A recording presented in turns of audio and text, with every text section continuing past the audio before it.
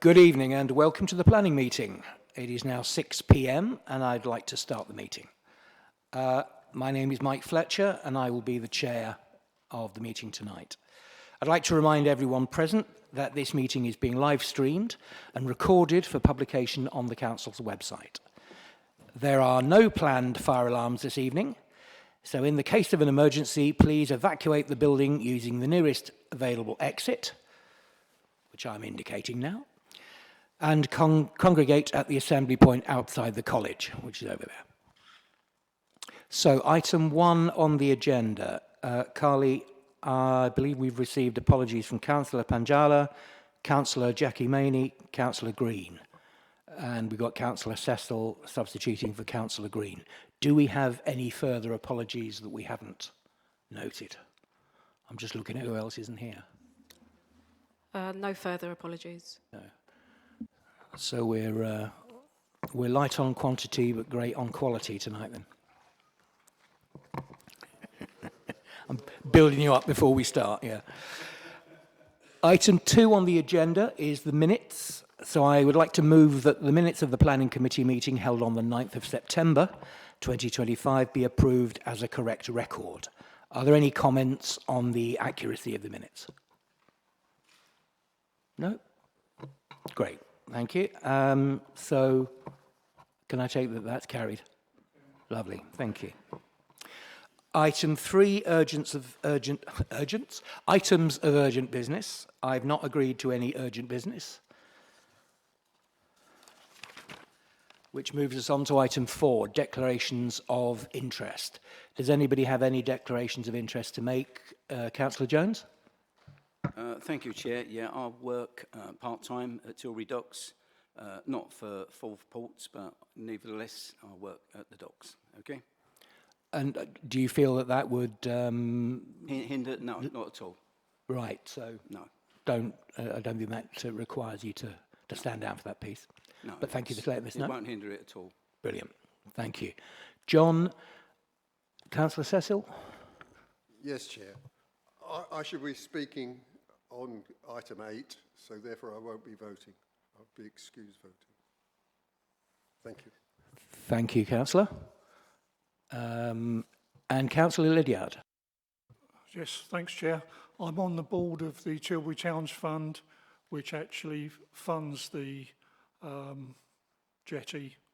So, I'm not predetermined, but if you want me to back off that, I will do. Thanks, Steve. Advice, guys? I didn't have actually any decision at that point. I didn't join the board till after it was decided, so. We'll just have a quick check. Did you say you joined the board after the funding was decided? Sorry? Did you say you joined the... Board after the decision was made, yeah. Okay. And has there been any decisions for the board to make in respect to that application since you've been part of the board?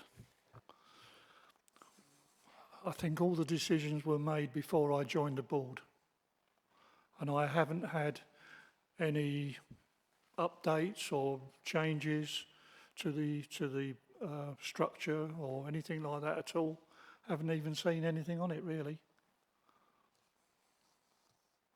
But I'm quite happy to go out.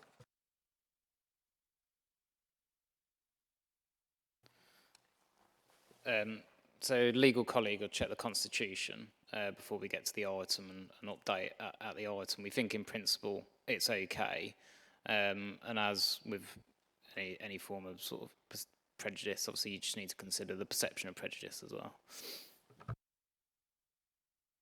Thanks both. All right, we'll take that into account. Any more, we'll be holding the next meeting in a telephone booth.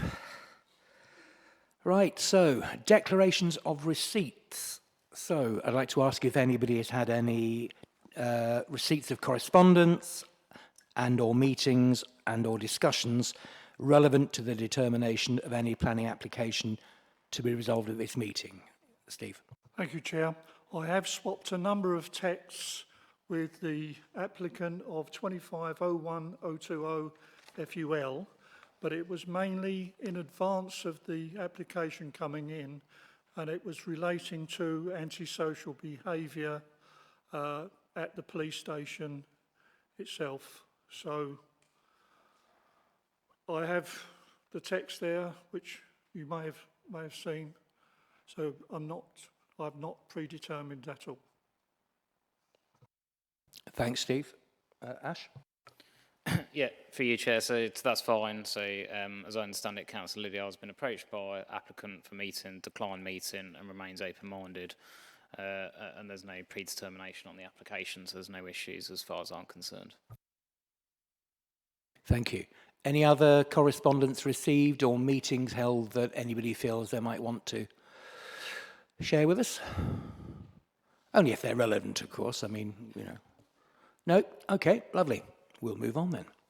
So item 6 on the agenda is planning appeals. So Jonathan, if you'd like to talk us through the latest report, please. Thank you, Chair. There was quite a mix of types of decision received this month, so particularly positive decision in terms of the 7 to 8 London Road for the dismissed advert in terms of visual appearance, and also 106 High Street, Averley, in terms of living standards, so we were pleased to find that upheld. And then a mix of other green belt applications in terms of grey belt decisions, but generally reports for noting. Thanks, Jonathan. Anything in those appeals that you feel, you know, are any causes of concern or that you'd like to flag up to us? No, nothing in terms of the decisions on there. The decision about Starlight Patricia Drive was a good decision in terms of other applications that might come forward for sort of inappropriate housing development in the Greenbelt, but nothing that seems to be any particular risk or issues on there, no. Thank you. And our percentage in terms of appeals made and allowed is still, well, is largely still under 30%. I know July it crept up, but we seem to be at the moment relatively level. Yeah, if you take it across the whole year, then it's well below the 30%, yeah. Great, thank you. Do any of the committee want to ask Jonathan any questions? Roy. Thank you, Chair. Yeah, page 18, 4.4, Greenwise Nurseries, obviously that appeal, the costs were awarded, should we say, against council. I just wonder what sort of pennies we're looking at. We're often told about cost if a planning application is refused one way or the other. Do we know what sort of pennies we're looking at on this particular application? Thank you. Yeah, thank you, Councillor Jones. So at the moment, we haven't had the costs submitted by the appellants on that one. The costs, it was only a partial award of costs, so it wasn't a full award of costs. And there are a number of grounds that the appellant claimed costs on. Some of those were dismissed by the inspector as he felt they weren't reasonable grounds to make that application. So at the moment we haven't got that costs claim with us, so we don't know what the cost would be, but given it was a written representations appeal, which is the sort of simplest form of appeal, it was correspondence, there weren't any public meetings, it wasn't a public inquiry, we would expect they would be fairly low. So we're not, whilst it is a shame that it was given, we're not expecting a high cost on that one. Thanks both. Right, so that brings us to item 7 on the agenda, which is Tilbury Police Station. Nadia, I believe you'll be presenting the report.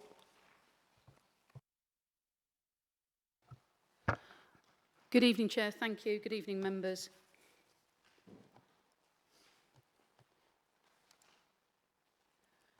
Thank you, Carly. Hopefully you can hear me okay. Right. This application relates to the former Tilbury Police Station in Civic Square. The site's located within the town centre and is on the south side of Civic Square and is bordered by the Leisure Centre and Community Association on the west and residential development to the south and the east, and the library in Civic Square lies to the immediate north. As you can see, that's the extent of the application site area on the south side of Civic Square. Here are some images of the former police station site. If you're not particularly familiar with the building, to the top are the images from Civic Square and from Newton Road, and the image to the south is the rear of the site. And some other street view images of the police station for you there. And it's jumping about a bit there. Hang on. Here are some existing elevations, as can be seen from Civic Square and from Kelvin Road. And from Newton Road and the rear.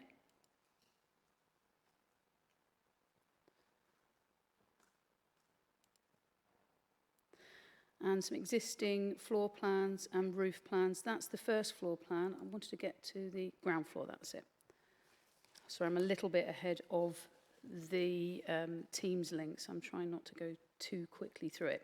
So it's the existing ground floor plan of the interior of the former police station, and the first floor, existing first floor layout and the roof plan. The proposal seeks to provide 4 3-bed apartments, as can be seen on this proposed ground floor plan here. So 4 3-bed apartments on the ground floor, and parking at the site is proposed via the existing rear access way from Kelvin Road to the rear.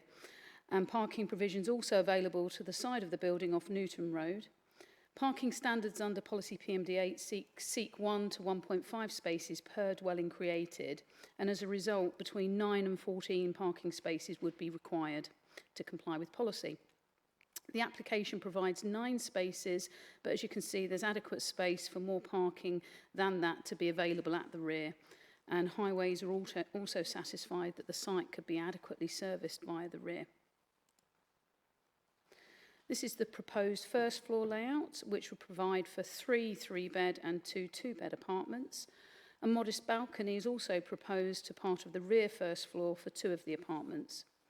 All of the apartments would comply with the nationally described space standards with respect to their internal amenity space provision. With exception to the balconies, no external garden space would be provided. This would not be considered uncommon for town centre developments like this in this location. And it's also noted that the site is in very, very close proximity to Anchorfield to the east of the square. The future occupiers would not therefore be without readily available recreation area or open space, and the lack of external garden space for the 9 units would not be considered a justifiable reason to refuse the application. This is the proposed roof plan for the change of use. As you can see, there's no change to the overall structure of the roof.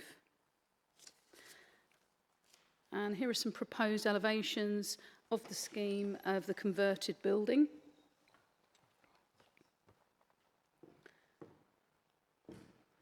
The primary external changes to the building would be for the improvements and changes to the windows in order to provide for larger windows and a better layout for each of the flats than simply converting the interior would allow. The changes to the window arrangement would also appear less commercial in nature and reflect that of the proposed residential use. The exterior of the building would be rendered white, and the windows would have a light grey UPVC finish. Given the separation from the existing building to surrounding residential properties, the proposals wouldn't lead to any direct or unacceptable overlooking or loss of privacy to surrounding neighbours. The change of use to provide 9 apartments would not be considered to be an overdevelopment of the site. In addition, officers have included defining the C3 residential use of the proposals within the description and have included a similar definition of the extent of the use in condition 4 on page 40, in very much a belt and braces approach, should members grant consent. Here are some recent images of the site for members' benefit if they're not as familiar. So the frontage and the entrance. And the area of hard standing to the eastern part of the site. And some images of the rear vehicle access.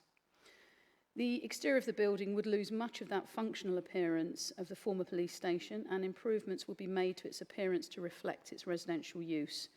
Changes would also be made to the rear parking area of the site to provide delineated parking spaces, electric vehicle charging infrastructure, as well as cycle storage and refuse and recycling storage provision. The applicant has also agreed to provide the required RAMS mitigation for the site, which would be necessary. In summary, the principle of the change of use is acceptable. The apartments would comply with all relevant national space standards, and the scheme would be acceptable with regards to technical matters relating to drainage, highway matters, visual amenity and neighbour amenity impacts. Happy to take any questions. Thanks, Nadia. So before we get to the stage of asking Nadia questions, we've got a couple of statements to listen to.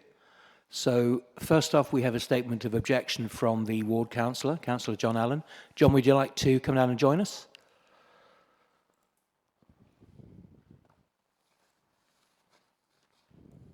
I think we're going to park you at one of the ends, yeah.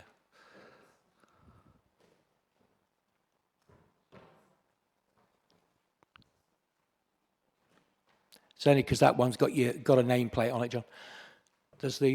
Yeah, that works fine. So, John, you've got 3 minutes, and well, you know how to operate the microphone.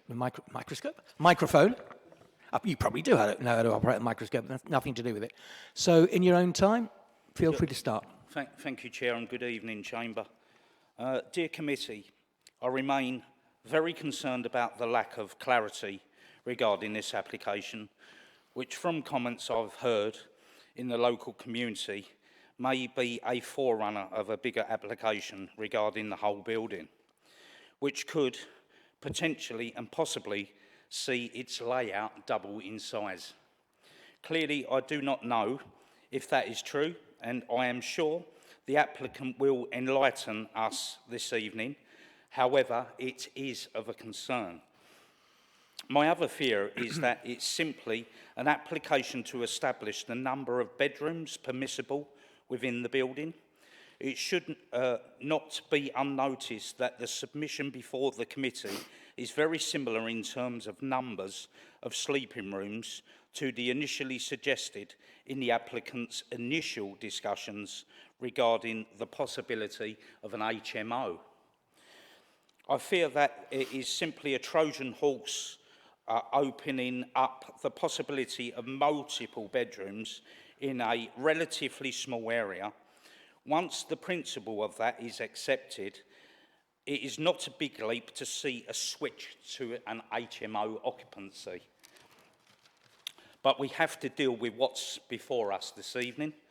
And looking at the plans and the design, I think it's inappropriate.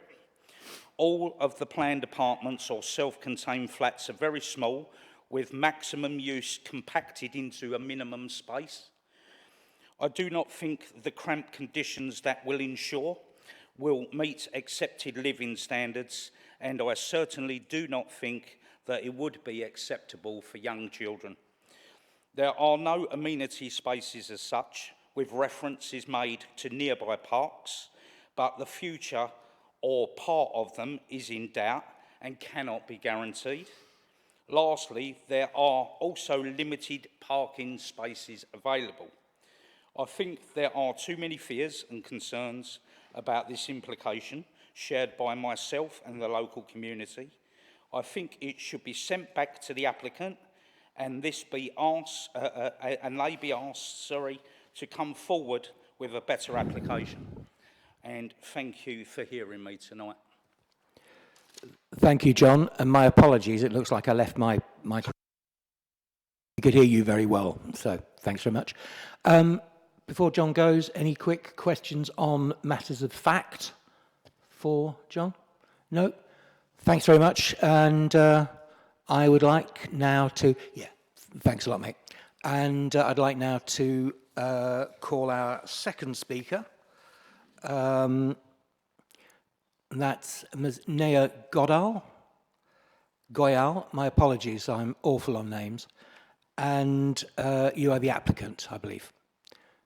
So It'll be the same thing, 3 minutes, and I think Carly's going to show you how the microphone works, when it does work. Okay, when you're ready, just feel free to start. Thanks, Chair. So, the former Tilbury Police Station has been vacant since 2021, after having been closed to the public since February 2016. It sits in a prominent location on the edge of Civic Square in Tilbury Town Centre and close to the Grade 2 listed Tilbury Clock Tower War Memorial. The Thurrock area has a pressing local need for more new homes for the local community. The council has struggled in recent years to meet its housing target, and this proposal would go some way to help the council to do so. There has been a considerable degree of speculation on social media as to the facts of this proposal, much of which is entirely false. This application is for 9 self-contained new homes and not HMO, nor an asylum hostel or the like. Most of the new homes will be 3-bedroom apartments for families with a mix in the size of the new homes between 2-bedroom and 3-bedroom apartments. The degree of physical intervention to the building is minimal, but sufficient to provide good levels of natural daylight for future occupiers and give the building a less institutional or municipal look, as was the case with the former police station. The proposals will make use of the rear yard for parking, including EV charging and ample space for bin and bicycle stores. The provision of 9 permanent off-street car parking spaces, including disabled persons spaces, along with covered and secure cycle parking, positively addresses parking need in this well-located and town centre site. There will be no harmful impacts on neighbours by way of parking or living conditions. The proposed apartments will be spacious, well-lit and private, and despite not having their own private external amenity space, the site is within walking distance of Anchor Fields Park and King George's Field, also known as Daisy Field. The applicant has provided a full flood risk assessment and drainage strategy, and the officers do not object to the proposals in this respect, especially given the internal elevation of the building above predicted future flood levels, and that the proposals comprise principally a change of use to existing buildings. Therefore, officers have acknowledged that this proposal would deliver much needed housing and wider community and regeneration benefits, which is fully compliant with local and national policy. Thank you for your consideration. Thank you, Neha. I know it's difficult to do that. John's had experience, but I think he'll tell you as well, it's not easy to stand up and speak in front of people, so thank you very much. And if you'd like to take your seat. Sorry, oh, yeah, my apologies. Before you get, does anybody have any questions of a factual nature to put to Neha? Russ. Good evening.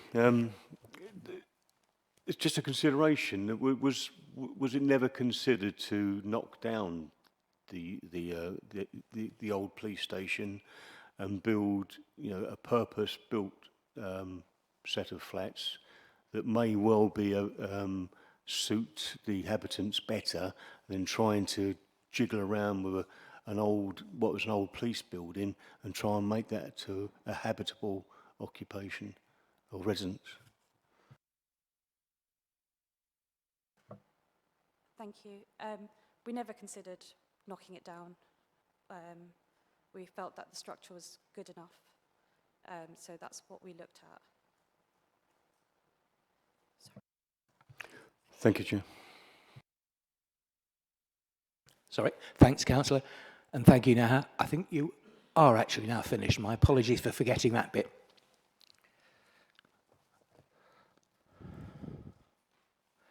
Right. What we'll move on to now is any questions for Nadia on the application. So, who's first? Roy. Thank you, Chair. Thank you, Nadia, for your presentation. we always seem to come up to parking, and the application, as was proposed earlier, obviously they've increased the parking allowance, shall we say, and now we're up to 9, aren't we? So we've got 9 flats, 9 parking spaces, so realistically 1 space per flat, which is below what should be really. 1.5 is the statutory figure that's put out for planning. So is there no other areas that can be found on the site as to increase parking? Through you, Chair. Thank you, Councillor.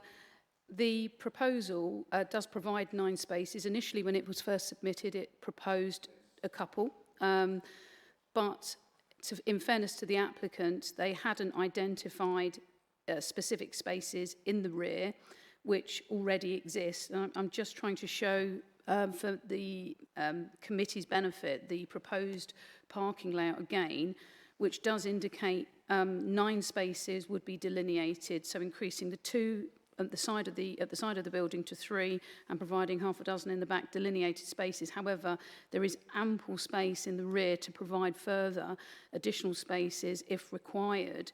Now, I appreciate our highway officer may wish to say further about the location of the building within the town centre with respect to parking requirements, but as the report says before you, the actual expectation for PMD8 requires between 1 and 1.5 spaces per unit, giving a ratio of 9 to 14. They have provided that minimum of 9, and that is considered it to be acceptable, bearing in mind more could actually be provided in the back anyway. But that's as much as I can contribute regarding that, Chair. Thank you, Chair. Thank you, Nadia. But that was my part concern, realistically. You could see all this big space. So if we don't use that for parking, should we say, what's that going to be used for? Do we know? Is that designated for something else when it could be used for increased parking spaces? Through you, Chair, again, if members can see through on the ground floor plan before you, the rear access way at the bottom of the image there essentially means that the majority of that area will be used for manoeuvring and for parking and general access arrangements. That's all hard surfacing at the moment.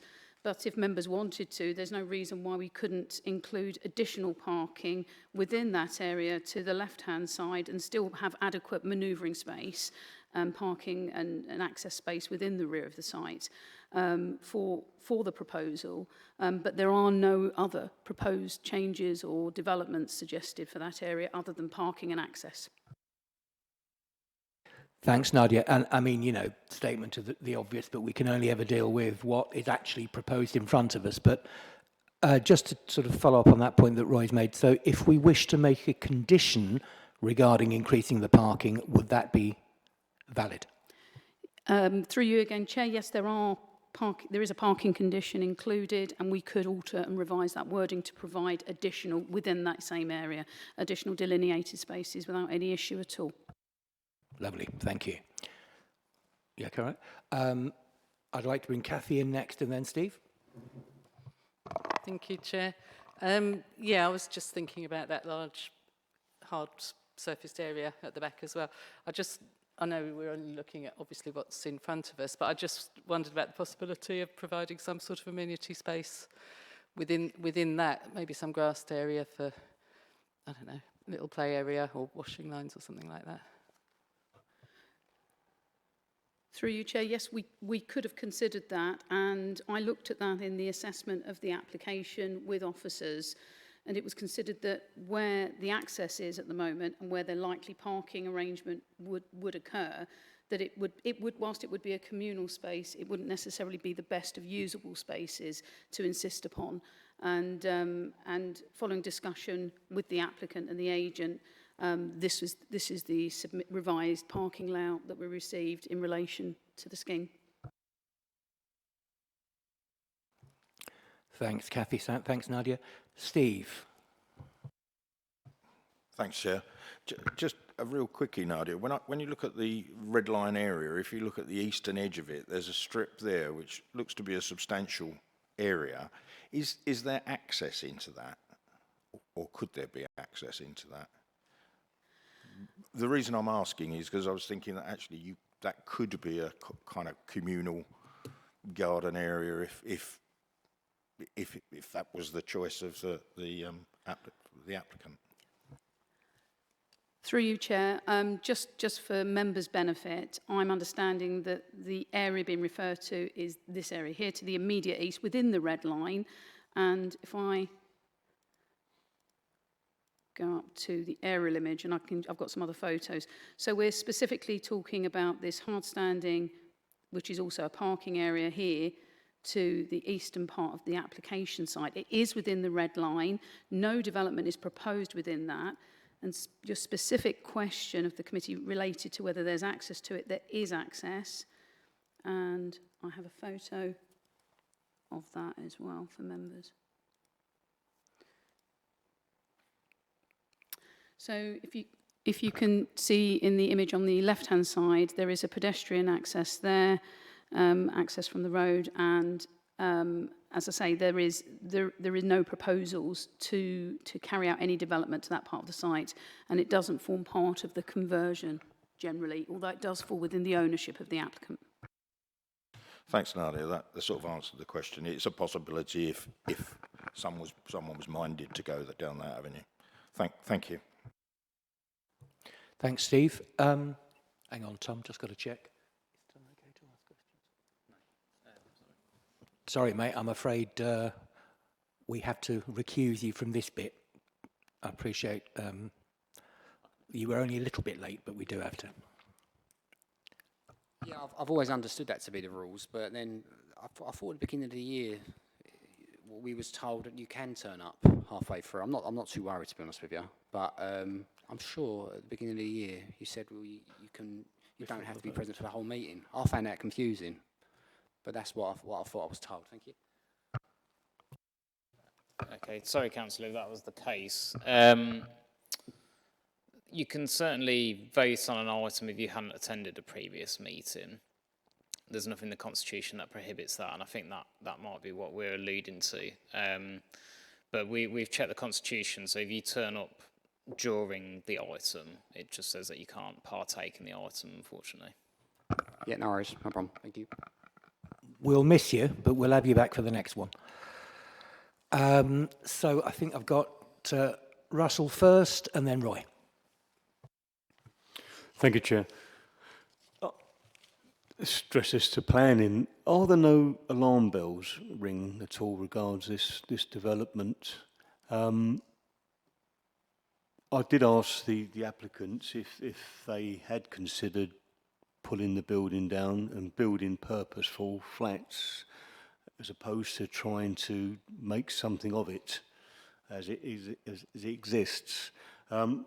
I'm a bit concerned at how it's going to all look at the end of the day, and as people have also raised, the land that isn't being used being possibly later developed. Do we have any knowledge of the developers' other developments elsewhere that we can get an idea of how this is all going to look at the end of the day, how it's all going to fit in with how housing should look? Thank you. Through you, Chair. With respect to the question, it's not unusual to have a formerly municipal or other commercial building converted to residential use.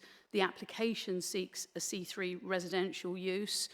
That's what's been submitted. The application has been submitted properly by the applicant following due process. So I'm not sure what alarm bells are being alluded to. If we can only consider the application before us. There's no particular designation on this building that would prevent us seeking its conversion as opposed to its redevelopment, and that's not what's been submitted. As I explained in my presentation, we've defined the use in the description and within the conditions recommended. There isn't much more that, with respect to planning legislation, that we can actually do other than consider the application as submitted. And with respect to the applicant, I've no professional knowledge of anything the applicant has submitted or carried out elsewhere. And we've considered the planning application that's been submitted as is. Thanks, Russ. Roy. Thank you, Chair. Councillor Allen alluded to this being turned into HMOs, and that was suggested once before. So could this, in effect, be turned into an HMO? How does that work? Again, through you, Chair, the applicant had submitted a pre-application inquiry that's detailed in the report for a different scheme entirely. That involved a larger HMO use and other terraced housing as well. That isn't what's been submitted within the planning application. They've applied for 9 apartments, a mix of 3 and 2 beds, not an HMO use. There is a condition specifically defining and restricting the C3 residential use and the number of apartments and their makeup within the application conditions, as well as within that condition. Any other change to any kind of HMO use, so for example, a larger HMO, it doesn't fall within the C4 use of a smaller HMO where it's up to 6 occupants or 6 households living on family. Where larger HMO use is a sui generis use that falls outside of those use classes, and in either respect it would require additional planning permission for anything like that. So if consent is granted for this application as submitted, it would only be for that C3 use. Anything different would require planning permission. Thanks, Roy. Good question. Steve. Thanks, Chair. Thanks, Nadia. So you have completely discounted the possibility of an HMO. Through you, Chair, the HMO use has not been applied for, so we haven't considered that. We can only consider it as a C3 residential use for the 9 apartments as submitted. Thank you, that's brilliant. And just to bring your photos up to date, the Civic Square has been updated with extra parking, an extra 10, I believe. And there's also parking on the road adjacent, I believe. And we're saying that there's no way it could be doubled in size at a later date. Is that true? Through you, Chair, as we've defined the use and the extent of the development, any additional residential development, say, just for argument's sake, a 10th apartment would